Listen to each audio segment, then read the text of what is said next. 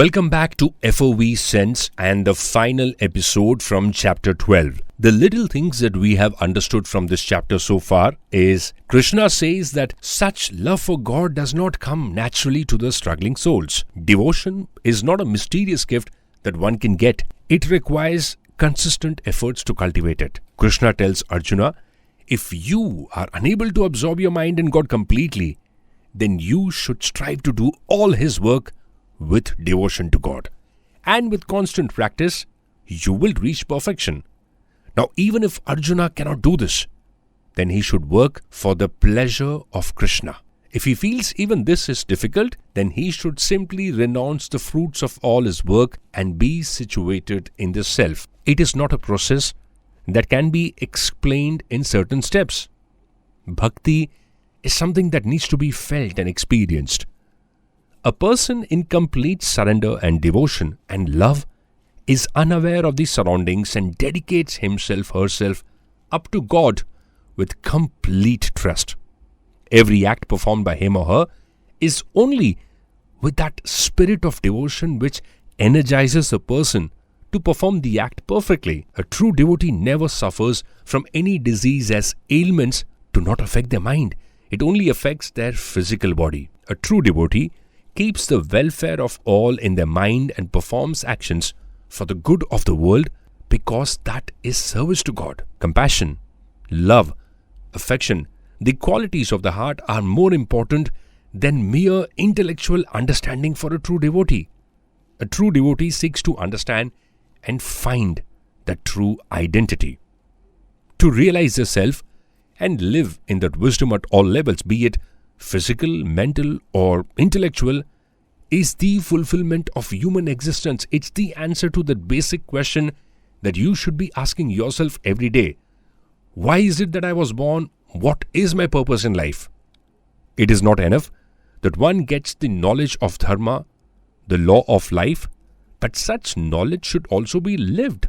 He should be able to digest it properly and become perfect in life. So Krishna says, he must be endowed with faith, the capacity to assimilate spiritual ideas through subjective personal experience.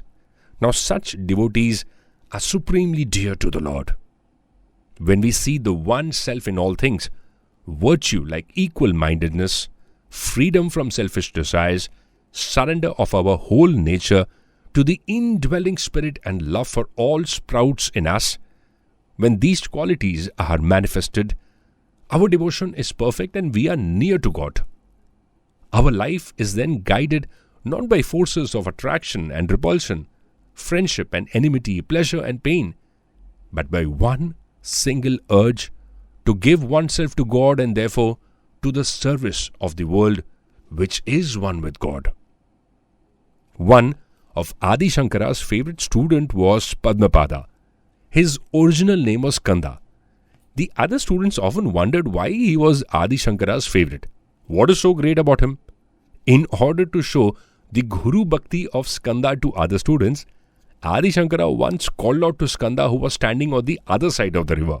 The minute teacher summoned Skanda, he immediately began walking across the deep water without worrying about any consequence, because walking across would have been fastest and the easiest path.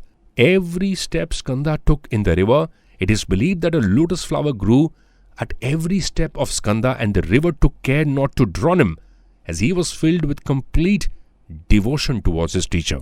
This kind of total devotion and surrender in every relationship is possible to experience Bhakti. Bhakti is necessary in the relationship between a parent and a child, a student and a teacher, a husband and a wife, a manager and boss, and of course, between God and all His creations. Faith and trust are the only ingredients required for this blissful state of mind. Relationships break when the trust is broken. There are stories of several devotees one can get inspired from, starting from Mirabai to Radha to Prahlad and Dhruva, just to name a few. I am sure all of you understand what the term orchestra means. It refers to an instrumental ensemble of varying size and composition. Now, although applied to various ensembles found in Western and non-Western music, Orchestra, in an unqualified sense, usually refers to the typical Western music ensemble of bowed stringed instruments, complemented by wind and percussion instruments that, in the string section at least, has more than one player per part. Now, don't get confused. Orchestras are usually led by a conductor who directs that performance with movements of the hands and arms, often made easier for the musician to see by the use of a conductor's baton.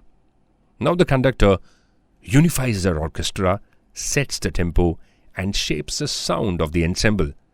The conductor also prepares the orchestra by leading rehearsals before the public concert, in which the conductor provides instructions to all the musicians on their interpretation of the music being performed. Consider this example to your personal life. In the orchestra of our life, God is the conductor and we are all the players. Each one of us must align our performance towards that one conductor. Now, God, for perfect, simple harmony in our life. When we shift our focus from the conductor only to the instrument we are playing, we may go astray and ruin the performance of others too.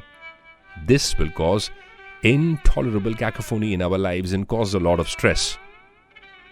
Compassion, gratitude, humility, love, trust, fearlessness, discipline, focus, performance, without expectation of a desired result, selflessness, and heartfulness are some of the core concepts of this absolutely brilliant and beautiful chapter. Practicing each one is not tough at all. It can make our life into a beautiful garden where consider melodious music will forever be playing for you. Thank you so much for listening to us. If you like this chapter, feel free to like, comment, share and subscribe.